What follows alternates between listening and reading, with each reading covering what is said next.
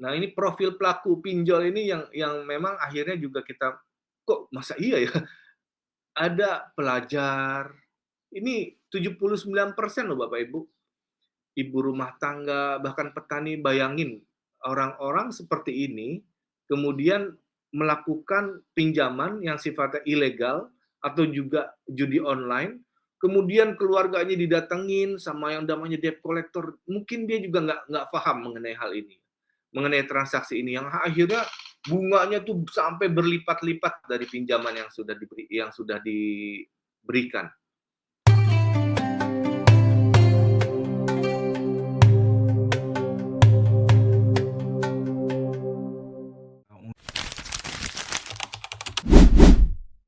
Ke masjid beli ketupat, jalan bersama di pagi hari yang cerah. Mari menambah ilmu supaya manfaat, agar hati menjadi berkah. Di sini nggak ada cakep-cakepnya sih ya, jadi ya susah. Ya nggak apa-apa deh. Diulang lagi mungkin. Ya diulang lagi nanti dicakepin. Udah apa. Baik, kita lanjutkan aja. Bismillahirrahmanirrahim. Kan tadi udah lagi lagu nyanyi renungkan lah, sekarang kita nyanyi. Baik, sekali lagi Bapak Ibu, bismillah. Di zaman sekarang ini kita coba akan mereview, melihat mengenai perkembangan keuangan di era digital ini. Dari berbagai sumber saya coba akan sampaikan. Yang pertama adalah kita melihat sistem pembayaran di Indonesia, ini adalah sebuah blueprint Bapak Ibu. Sistem pembayaran Indonesia di tahun 2025 sampai dengan 2030. Nah, ini sistem pembayarannya terus berkembang sehingga nanti ke depannya di tahun 2030 stabilisasi infrastruktur, perluasan akseptasi dan juga sebuah apa ya, inovasi-inovasi akan tercipta di sana. Nah, ada yang mungkin saat ini kita melihat di tahun 2019 kita sudah tahu ada yang namanya istilahnya QRIS, Quick Response Code. Nah, jadi kalau misalnya dulu kita kalau ke toko, ke belanja di mall itu dulu pakai yang namanya uang. Mungkin zaman dulu udah ada kredit card ya, tapi saat ini udah ada yang namanya QRIS Bapak Ibu. Jadi kita cuma pakai handphone doang, itu kita bisa langsung melakukan pembayaran dan itu deal cash, maksudnya langsung saat itu juga langsung ada. Kemudian ada nanti yang namanya lagi dompet digital. Nah, ini ada yang namanya pakai OVO, ada yang pakai link aja, ada yang saat ini pakai Shopee, ada yang mungkin saat ini mulai lagi berkembang nih. Perbankan, bank-bank di Indonesia, bahkan BUMN sudah mempunyai sebuah perusahaan digital perbankan sendiri yang terpisah ya. Kalau BNI saat ini dia sudah punya namanya HiBank. Kalau apalagi ya, banyak lah kalau yang saya tahu itu. Tapi yang terakhir ini BNI sudah juga membuat sebuah perusahaan perbankan digital khusus namanya HiBank. Nah, nanti berkembang lagi yang namanya pakai ada yang NFC, Near Field Communication. Ada lagi tuh nanti ke depannya tuh pakai pembayarannya pakai biometrik tuh Bapak Ibu. Jadi cuma ngelihat wajah, pakai sidik jari, itu bisa langsung melakukan pembayaran. Ini terus akan berkembang dan terus akan berkembang lagi. Entah apa yang nanti akan difikirkan oleh para inovator-inovator kita, tapi kita harus dapat melakukan adaptif mengenai hal ini. Kita harus beradaptasi mengenai keadaan ini sehingga nanti kita nggak tergerus atau tidak merugi dalam melakukan pembayaran. Karena ini akan terus berkembang dan kita juga harus hati-hati mengenai sistem pembayaran di Indonesia ini. Nah, inilah beberapa overview sistem pembayaran Indonesia yang cukup pesat selama 4 tahun terakhir ini. Kartu kredit sudah juga melakukan berapa kali perkembangan, uang elektronik ini juga perusahaan-perusahaan terus melakukan hal-hal yang sifatnya inovasi. Beberapa bahkan melakukan yang namanya akselerasi, transformasi. Sistemnya juga di-develop dengan baik. Nah, tapi masalahnya kita juga harus dapat mengetahui pertumbuhan ini seperti apa.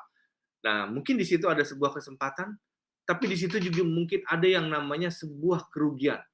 Nah, kita dalam posisi harus aware, harus mengetahui, harus dapat tahu informasi-informasi ini secara detail. Atau paling tidak kita dapat merwaspada terhadap kejahatan-kejahatan yang terjadi. Nah, ini juga inovasi-inovasi sistem pembayaran di Indonesia yang terus-terus bergulir, di mana generasi-generasi yang namanya Gen Y, Gen Z juga terhitung atau terdetek menjadi pelaku utama ekonomi dalam hal ini. Artinya dia menjadi konsumen utama untuk melakukan sistem pembayaran di Indonesia. Yang sifatnya itu tadi mudah sekali pakai QRIS, pakai QR code, pakai GoPay, pakai segala macam. Yang dimana mungkin zaman-zaman kita dahulu memang ini dulu ya terlihat tabu, bahkan saya pribadi pun masih suka bertanya kepada anak-anak saya mengenai sistem pembayaran ini, dan dia sangat cepat untuk dapat melakukan sistem pembayaran. Nah, tapi masalahnya Bapak Ibu, kita masih lemah dalam melakukan pengawasan. Kita masih lemah dalam mengimbangi laju inovasi dengan perlindungan konsumen. Kita masih lemah dalam melakukan sebuah keutamaan transaksi terhadap ini semua, tetapi inovasi terus berjalan. Nah, inilah yang harus kita waspadai. Makanya itu kadang-kadang kita ada yang namanya fraud, teknologi informasi, scam, kemudian kelemahan kita dalam melakukan sebuah sistem pembayaran yang sifatnya itu tidak cash. Dia itu tidak terlihat, bahkan kalau bisa kita nggak bertemu dengan penjualnya. Karena memang sistem penjualan ini kan utamanya adalah adanya sebuah transaksi dan adanya sebuah negosiasi. Tapi kalau ini kan enggak. Kita ketemu, kita cuma chat aja, send uang, barang datang dalam kiriman kiriman apa? Kiriman barang tersebut datang pakai kurir ya, seperti itu. Nah, ini zamannya seperti ini sekarang ini. Kadang-kadang eh, orang orang-orang, saya bilang orang tua saya aja deh ya. Kadang-kadang kalau buka handphone itu suka suka ini, suka juga apa tuh, keikut-ikut gitu. Kadang-kadang pencet, klik, tahu-tahu barang-barang eh, yang sifatnya COD atau sifatnya ini pada datang ke rumah karena dia nggak sadar, tahu lagi klik klik klik gitu aja.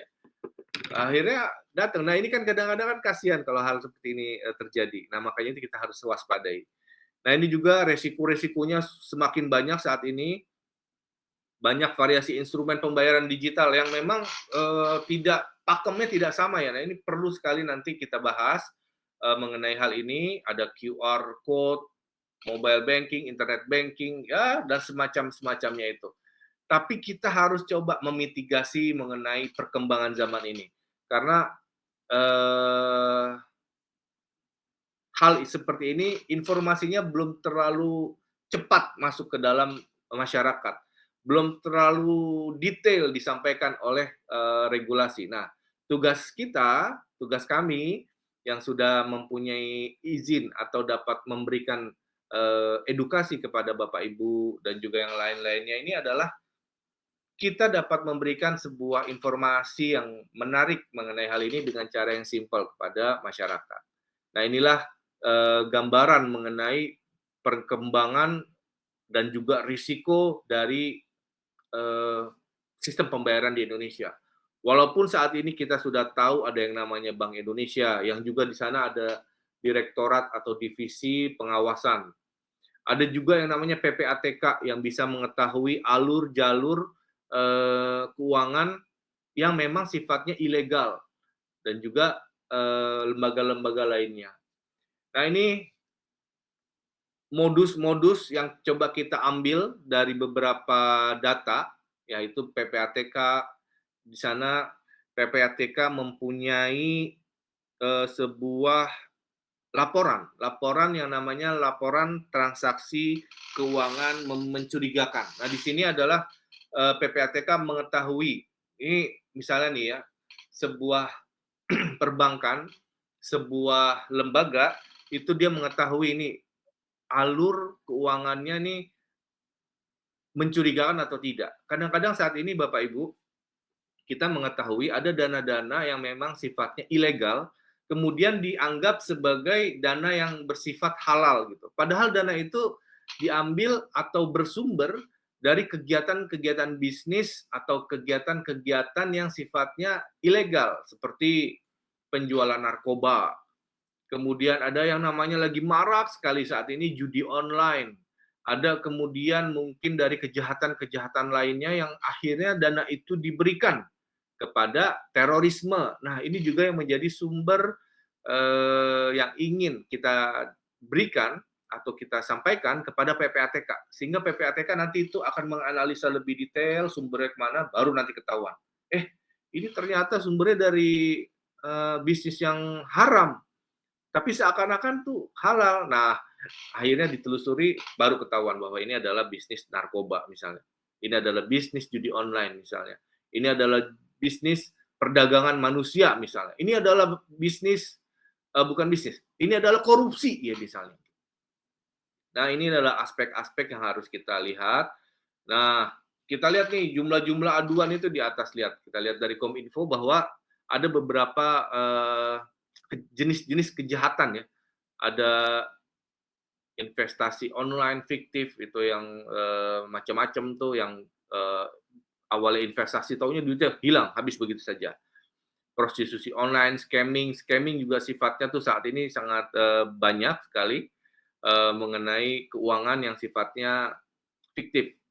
Pinjaman online juga saat ini banyak pinjaman online yang perusahaannya itu ilegal. Nah, ini juga sangat marak sekali dan juga perlu diawasi oleh kita. Mungkin keluarga-keluarga kita, saudara-saudara kita. Nah, ini kita perlu bilang kepada dia bahwa hal ini banyak sekali terjadi. Nah, nanti mudah-mudahan ada beberapa solusi yang akan disampaikan mengenai hal ini. Ya, Bapak Ibu, nih kita perlu sangat waspada terhadap hal ini karena Indonesia itu saat ini sudah darurat, debt trap, kena jebakan debitur karena banyak sekali orang-orang yang dengan mudahnya mendapatkan uang dengan cara pinjaman, sehingga debt trap ini sangat perlu diawasi dan jangan sampai ini terjadi kepada kita dan juga keluarga-keluarga kita. Rumahnya didatengin sama sama kolektor, dicegat di jalan sama kolektor juga, mobilnya misalnya ya, seperti itu ya. Nah, ini juga sangat miris dan juga sangat kita harus waspadai mengenai hal ini.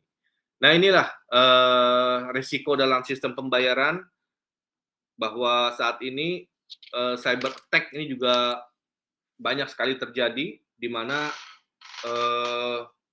kalau kita ngambil uang di ATM, tahu-tahu rekening kita habis, kesedot, nah itu juga kan hal-hal yang sangat merugikan.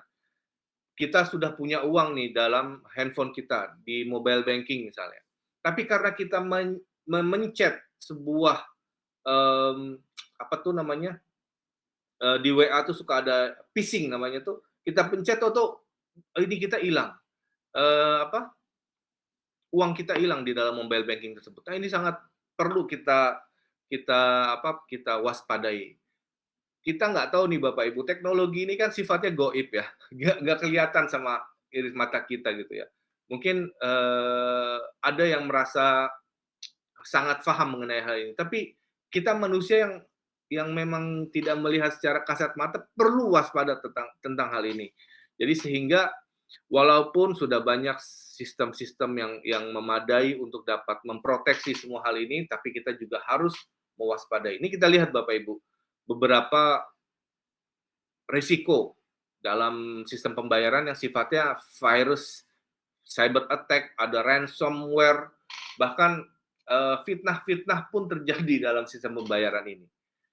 Nah, ini perkembangan judi online nih yang sangat marak saat ini. Risiko transaksi ilegal, judi online ini juga sangat aduh sedih ya, kita miris melihat keadaan saat ini. Ya kita cuma bisa berdoa dengan aktivitas kita saat ini, mudah-mudahan Indonesia ke depannya menjadi sangat baik. Alhamdulillah, perasaan positif kita sama-sama, rasakan, kita dapatkan saat pemerintahan, Bapak Presiden kita yang baru, Bapak Presiden Prabowo. Kita sudah lihat Kominfo juga sudah sangat bagus pergerakannya dalam melakukan, judi online dan juga sudah mulai menutup nih beberapa, website-website yang sifatnya ilegal dan juga sudah memilih alhamdulillah, ini sudah berapa 100 lebih dari 100 hari ya, udah 100 hari nggak terlalu jauh lah, 102 apa 103 sudah ada perkembangan-perkembangan yang sudah dilakukan. Semoga Indonesia bisa menjadi lebih baik lagi. Nah ini Bapak Ibu juga, nah ini profil pelaku pinjol ini yang memang akhirnya juga kita, kok masa iya ya? Ada pelajar, ini 79% loh Bapak Ibu, ibu rumah tangga, bahkan petani, bayangin orang-orang seperti ini kemudian melakukan pinjaman yang sifatnya ilegal atau juga judi online, kemudian keluarganya didatengin sama yang namanya debt collector, mungkin dia juga nggak paham mengenai hal ini, mengenai transaksi ini, yang akhirnya bunganya tuh sampai berlipat-lipat dari pinjaman yang sudah diberikan. Nah ini kasihan sekali. Sehingga ada beberapa faktor juga nih, pelaku judi online-nya mungkin faktor ekonomi yang sudah kita tahu bahwa memang, ada sebuah kekurangan dari faktor ekonomi itu. Tapi hal itu juga bertambah lagi adanya lingkungan, kesempatan, dan juga kesadaran. Edukasi, ini yang paling penting juga mengenai judi online. Kurang perhatian dari keluarga, stres, depresi, dan saat ini juga tingkat depresi atau stres ini sudah dirasakan atau sudah menjalar ke anak-anak remaja. Nah, ini bisa jadi karena adanya, ketidakaktivitasan yang tidak produktif dan juga lingkungan serta metode parenting. Orang tua merupakan faktor utama juga dalam, eee, memagari putra-putrinya untuk tidak atau terhindar dari, judi online dan juga pinjaman online seperti itu. Nah, akhirnya ada sebuah kewajiban nih, kita juga sistem pembayaran atau perusahaan-perusahaan atau bapak ibu yang berbisnis dalam skup keuangan atau sistem pembayaran harus mempunyai fraud detection system, yaitu dia dapat menganalisa nih, orang ini, nasabah ini, konsumen ini punya resiko tinggi atau tidak. Nah, juga ada manajemen risiko kalau misalnya memang ada hal-hal yang memang sudah, bahaya gitu ya, baru dia mempunyai, sebuah sinyal untuk dapat melakukan ini. Apapun, kalau misalnya pun sudah terjadi, mitigasi terakhir adalah, eee, laporkan hal ini kepada regulator atau juga bisa kita sampaikan kepada pemerintah, polisian, cyber untuk mempunyai sebuah atau direktorat cyber tertentu. Audit teknologi informasi dan juga evaluasi sistem secara berkala. Audit ini harus rutin dilakukan Bapak Ibu. Audit seperti memeriksa teknologi informasi yang sudah kita jalankan supaya menjadi lebih baik lagi. Kadang-kadang kita harus cek apakah ini sudah masuk virus atau tidak. Nah, itulah hal-hal yang harus kita lakukan, tapi secara detail penerapan fraud detection system ini harus menggunakan juga sebuah database yang sangat bagus, mempunyai model deteksi yang secara berkala karena kejahatan kan terus berlanjut. Inovasi-inovasi kejahatan juga harus ber, ber apa ya berkembang. Maka dari itu kita ingat kejahatan, maaf, kebaikan yang tidak terstruktur akan kalah terhadap kejahatan yang sifatnya terstruktur atau terorganisir. Jadi maka dari itu, fraud detection system ini juga harus terstruktur. Dia harus mempunyai program yang memang nanti akan terus berkembang. Bagaimana cara memitigasi atau menghindari yang namanya tadi penipuan, scamming, atau phishing tadi. Dan juga pelatihan terhadap SDM-SDM juga perlu, dan juga ini harus comply atau patuh terhadap regulasi-regulasi yang sudah diberikan oleh pemerintah. Di mana kita, masyarakat umum, harus juga memberikan input-input atau informasi kepada pemerintah, mungkin juga kepada DPR, untuk juga membuat sebuah aturan-aturan mengenai hal ini. Nah, ini tantangan-tantangannya ke depan ya Bapak Ibu ya, mengenai integritas data, data-data yang diberikan oleh konsumen ini harus sesuai atau belum. Nah, ini kadang-kadang juga menarik Bapak Ibu. Eh, di di Indonesia ini ada satu orang yang suka punya beberapa NIK gitu atau KTP. Ini kan sudah tercapture ya di Departemen Dalam Negeri. Ini juga akhirnya kita nggak bisa melakukan integritas data kalau misalnya banyak sekali KTP-KTP yang berseliweran di mana padahal itu satu orang. Nah, ini juga harus kita antisipasi di sini, harus kita analisa dengan baik mengenai hal ini. Jadi hati-hati, kadang-kadang data-data kita juga tuh suka dipakai oleh orang-orang yang tidak bertanggung jawab.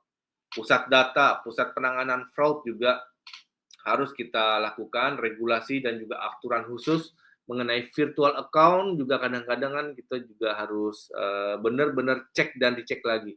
Ini kalau bisa kita harus cek di di data sistem, ada tuh yang namanya, aduh ya Allah saya lupa. Ini ada di kelurahan, kalau misalnya mau datang juga, mudah-mudahan sih nggak ada double KTP ya, tapi kita bisa cek secara berkala mengenai hal ini. Karena saat ini KTP itu sudah seumur hidup gitu kan. Nah, tapi kita bisa cek, saat-saat pemilu juga kita bisa cek, terus saat pilkada pemilu, terus kita periksa data kita sesuai atau tidak. Nah, Bapak Ibu, terkait dengan ini, tadi ada beberapa fraud ya, penanganan fraud dalam sistem pembayaran di Indonesia. Nah, akhirnya rupanya fraud itu Bapak Ibu di KPK atau di dunia internasional ini sudah ada nih yang namanya Pentagon fraud. Jadi ada sudah dianalisa penyebab-penyebab terjadinya fraud atau juga korupsi. Nih yang pertama adalah rasionalisasi, yaitu pembenaran atas perbuatan yang dilakukan oleh teman-temannya, oleh atasan. Ini kayak misalnya gini ya, ah dia aja ngelakuin kok nggak apa-apa kok. Ah, teman saya aja ngelakuin tapi dia nggak apa-apa tuh. Ah, pejabat-pejabat aja ngelakuin tapi dia nggak ketangkep tuh, nggak terlalu dihukum berat tuh. Ah, teman-teman saya aja yang di anggota DPR misalnya tuh, nggak apa-apa dia ngelakuin itu, berarti boleh-boleh aja lah. Dan juga yang parahnya lagi nih, yang parahnya lagi kemarin sempat viral, ada seseorang yang sudah dinyatakan tersangka dan karena melakukan korupsi yang nilainya tuh puluhan triliun atau ratusan triliun saya lupa. Itu dia cuma dihukum 4 tahun penjara. Sehingga nanti ada sebuah rasionalisasi yang disampaikan oleh netizen. Ah, mendingan korupsi ratusan triliun dan dihukum 4 tahun penjara atau 6 tahun penjara, selesai, tapi hartanya banyak. Nah, inilah yang akhirnya mengundang masyarakat umum atau mungkin kita untuk dapat melakukan hal seperti ini. Rasionalisasi itu adalah faktor yang terjadi apabila kita melakukan fraud atau korupsi. Kemudian ada lagi pressure, tekanan dari internal, keluarga, dan juga perusahaan atau pihak eksternal. Keluarga juga kadang-kadang merupakan faktor utama seseorang melakukan fraud. Ada yang namanya kebutuhan macam-macam gitu ya. Ini juga menjadi salah satu faktor terjadinya korupsi. Arogansi, nah ini kalau misalnya dia punya jabatan di kantor ya, serakah, angkuh, dan juga ya hal-hal yang lain ya. Kalau misalnya dia punya jabatan, dia ingin meraup keuntungan sebanyak-banyaknya, tapi keluar karyawan-karyawan yang lain atau perusahaan bahkan dirugikan. Nah, ini juga hal yang sangat merugikan. Capability juga termasuk, termasuk dalam hal tersebut, dia punya knowledge yang bagus, dia punya kewenangan, dia punya otoritas, sehingga dia melakukan yang namanya fraud atau kecurangan atau korupsi. Nah, ini juga menjadi hal yang menarik, opportunity, kesempatan. Nah, ini karena sistem yang lemah. Yang tadi itu dalam kita melakukan deteksi sistem fraud segala macam, ini menjadi hal yang tidak menarik sehingga orang melakukan yang namanya korupsi atau fraud. Pentagon Fraud ini yang dianalisa oleh dunia internasional dan juga KPK bahwa 5 faktor ini menjadi seseorang melakukan yang namanya fraud atau korupsi. Nah, ini juga ada kita lihat jenis 7 klaster ya, jenis-jenis tindak pidana korupsi yang kita tahu. Ada kerugian keuangan negara. Ini kan tantangan kita di sini kan orang-orang dalam transaksi keuangan kan merugikan. Tantangan kita saat ini adalah kadang-kadang ada jenis-jenis kejahatan yang akhirnya kita tuh dirugikan, kerugian negara, bahkan sampai perbuatan curang, adanya pemerasan, suap menyuap, gratifikasi, dan tindak pidana lain yang berhubungan dengan korupsi.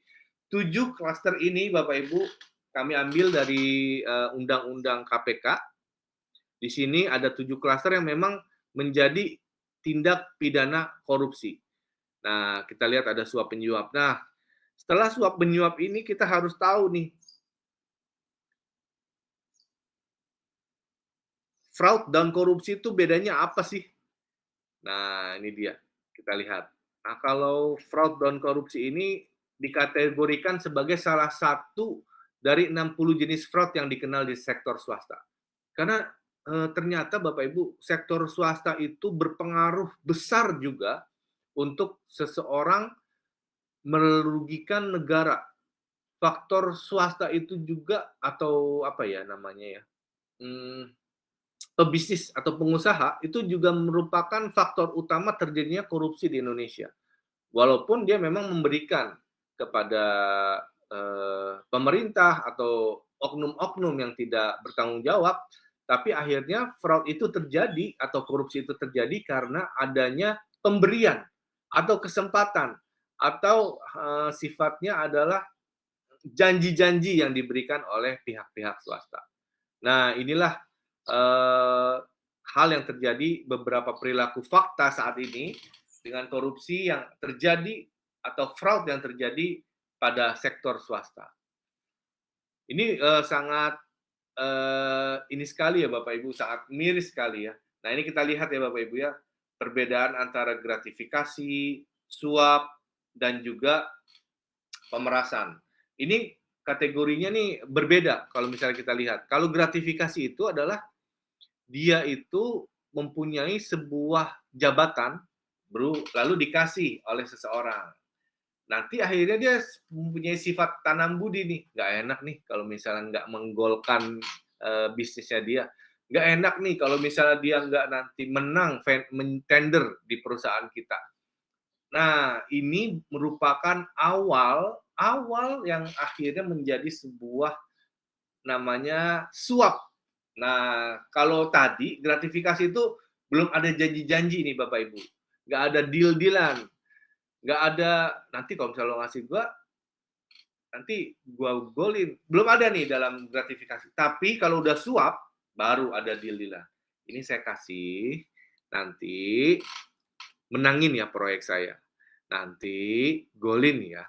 Nanti jangan lupa saya dapat bagian. Nanti saya jangan lupa dapat komisi berapa puluh persen. Nanti jangan lupa saya yang nanti mensuplai seluruh kegiatan-kegiatan pemerintahan. Macam-macam. Nah, ini sudah ada deal-dealan nih. Kalau dalam dunia aspek bisnis juga gitu. Sama. Ada kesepakatan. Biasanya rahasia-rahasiaan dilakukan secara tertutup. Nggak hanya uang, Bapak Ibu. Bisa juga fasilitas-fasilitas lain. Misalnya ada yang namanya tuh voucher, misalnya ada yang namanya tuh apartemen, dikasih apartemen, rumah, mobil, kendaraan, dan segala macam. Nah, itu yang namanya suap. Tapi kalau sudah pemerasan, nah ini sifatnya ini udah lain lagi. Dia sifatnya udah memaksa, ada penyalahgunaan wewenang atau kuasa yang dari orang-orang tersebut yang mempunyai wewenang itu. Nah ini udah berbeda nih, dia dilakukan oleh sepihak, oleh penerima atau biasanya oleh pejabat-pejabat atau oknum-oknum pejabat yang tidak bertanggung jawab. Nah ini yang namanya pemerasan. Nah tentang gratifikasi dalam artian luas tuh bisa tadi yang saya bilang, ada yang sifatnya uang, barang, komisi, tiket pesawat juga termasuk, biaya pengobatan, liburan, paket liburan juga termasuk. Nah ini tentang gratifikasi dalam sistem atau definisi yang general atau bersifat luas. Tapi ada gratifikasi yang sifatnya rasional nih Bapak Ibu. Dia sebenarnya gratifikasi, tapi kita juga kadang-kadang suka bingung. Nah, ini cendera mata, sekedar terima kasih, pemberian cuma-cuma dan ikhlas. Ini sebenarnya ada gratifikasi tapi tipis-tipis, atau gratifikasi tapi sifatnya nggak terlalu apa ya, nggak terlalu benar-benar pure gratifikasi. Nah, ini juga bisa menjadi beberapa hal yang harus kita hati-hati terhadap hari ini. Kalau saat ini KPK beberapa kali kita mengundang narasumber KPK bahwa dia itu kalau misalnya diajak makan nggak mau. Kalau diajak ketemu di luar nggak mau. Akhirnya kita zoom-zooman aja seperti ini. Meetingnya seperti ini. Ketemunya seperti ini. Tapi kalau dalam hal kerjaan itu dia nggak apa-apa, atau diskusi boleh. Tapi kalau deal-dealan itu dia nggak mau. KPK seperti itu Bapak Ibu. Dan ini sudah mulai diikuti oleh lembaga-lembaga yang lain. BPK juga akhirnya mengikuti. Kemudian Bank Indonesia juga mulai mengikuti. PPATK juga mulai mengikuti. Nah, mudah-mudahan ini menjadi contoh yang baik ke depannya untuk kita bersama-sama melakukan apa ya namanya pencegahan yang namanya transaksi keuangan yang seperti ini. Nah, ini juga gratifikasi yang tidak wajib dilaporkan. Kadang-kadang berlaku umum tuh, misalnya kalau misalnya kita dapat snack kalau misalnya ada acara, itu nggak apa-apa. Tidak bertentangan dengan peraturan perundang-undangan nggak apa-apa. Dalam ranah adat istiadat dan norma masyarakat itu juga boleh diperbolehkan. Jadi nggak perlu dilaporkan ke KPK. Dipandang sebagai wujud ekspresi atau keramatamahan, ya itu juga nggak apa-apa. Boleh. Ini kalau misalnya disampaikan atau dijabarkan lagi detail akan panjang, nanti bisa sampai zuhur bahkan Pak Hasan. Jadi izinkan saya sampaikan kulit-kulitnya aja. Nah, ini adalah beberapa kita strategi pemberantasan fraud dan korupsi di Indonesia, itu pendidikan. Ya, hal-hal seperti pada pagi hari ini merupakan sebuah edukasi atau melakukan informasi kepada Bapak Ibu dan masyarakat luas mengenai pendidikan atau kejahatan-kejahatan keuangan yang terjadi di Indonesia pada saat ini. Pencegahan, nah ini harus dari internal kita masing-masing, dari individu kita masing-masing mengenai hal ini. Nah, yang ketiga adalah penindakan. Perlunya sebuah penindakan dan juga disampaikan kepada masyarakat luas, sehingga dapat menjadi efek jera bagi masyarakat untuk takut melakukan yang namanya fraud, tindakan curang, dan juga korupsi. Dan juga ada peran masyarakat. Nah, kalau kita lihat ada 5 aspek solusi dalam khasanah Islam, yaitu pemahaman edukasi agama, solusi keuangan Islami, regulasi dan penegakan hukum, kesadaran ekonomi dan literasi finansial, serta rehabilitasi dan pendampingan. Tadi di awal sudah dijelaskan mengenai kejahatan-kejahatan tersebut, tapi insya Allah kita, umat muslim, mempunyai formula-formula yang sangat baik dalam kita menjalankan keadaan zaman yang sudah terjadi pada saat ini dan akan terjadi di masa akan depan. Nah, pemahaman dan edukasi agama, ini 5 aspek yang coba kita sampaikan pada pagi hari ini, yaitu kita perlu memahami mengenai perkembangan sistem pembayaran saat ini. Yang tadi sudah dijelaskan, ada perkembangan zaman yang nanti akan pakai teknologi dengan sidik jari, dengan wajah. Nah, itu juga harus kita antisipasi bagaimana ntar kalau misalnya pakai wajah kita cuma pakai poster aja atau sidik jari kita diambil sama orang, itu kan nggak tahu. Orang akan banyak melakukan jenis-jenis kejahatan atau perkembangan kejahatan baru terhadap hal-hal baru yang sifatnya memang inovasi dan positif. Tapi kita juga harus waspada terhadap hal ini. Dan juga kita harus paham nih yang terkait dengan pinjol ilegal dan juga judi online dan juga riba. Nah, juga yang ketiga mengikuti kajian-kajian dan diskusi bermanfaat seperti pagi hari ini di NBO pada pagi hari ini. Insya Allah keberkahan dan juga informasi kita dapatkan mengenai hal ini. Ini perlu Bapak Ibu kita harus sampaikan karena beberapa hal juga kita mengetahui ada yang namanya sistem zakat.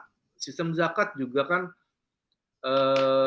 dalam 8 asnaf tersebut ada satu asnaf yaitu mengenai yang kita bisa support atau kita jadikan muzaki atau menerima zakat seperti itu ya. Ada 8 asnaf, salah satunya adalah orang yang mempunyai hutang. Tapi dibedakan lagi nih Bapak Ibu, kalau pinjaman online kami sudah konfirmasi kepada Dompet Duafa itu termasuk yang ilegal ya, pinjaman online ilegal ya. Itu termasuk dalam sebuah 8 asnaf tadi yang menerima zakat. Tapi kita harus analisa lagi nih, pinjaman seperti apa atau hutang seperti apa yang memang terjadi di orang tersebut. Kita harus telah, misalnya nih, kalau misalnya orang tersebut dulu dia tuh rutin sekali memberikan harta, sebagian hartanya kepada masjid, kepada fakir miskin, kepada anak-anak yatim. Tapi karena saat itu bisnisnya bangkrut atau kolaps, nah sehingga dia nggak bisa ngasih lagi tuh seperti hal itu. Nah ini boleh kita berikan atau kita jadikan menjadi orang yang menerima zakat, menjadi masukkan kategori 8 asnaf.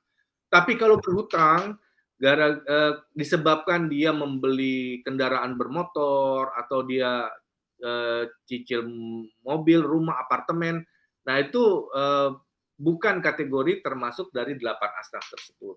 2 menit lagi Pak Erik. Iya Pak? 2 menit lagi. Baik.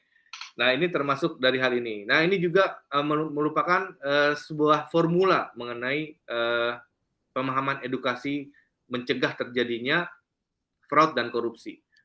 Solusi keuangan Islami juga kita bisa mengetahui seperti zakat tadi, dana sosial kita harus saling membantu nih Bapak Ibu terhadap keluarga kita utamanya, kemudian masyarakat mengenai kejadian mengenai kejahatan-kejahatan dan juga yang terjadi pada saat ini. Karena sistem syariah adalah sistem terbaik yang harus diikuti. Nah, ini ada dalam surat Al-Zatsiyah ayat 18. Ini mengenai riba juga kita perlu antisipasi karena saat ini sudah debt trap, eranya debt trap, jebakan debitur.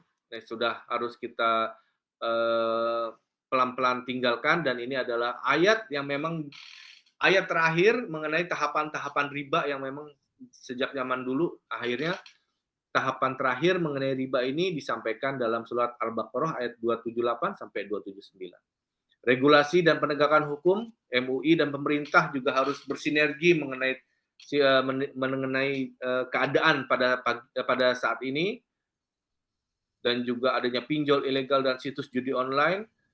Dan juga selain itu harus kita mengetahui keadaan kesadaran ekonomi dan literasi finansial terhadap hal ini.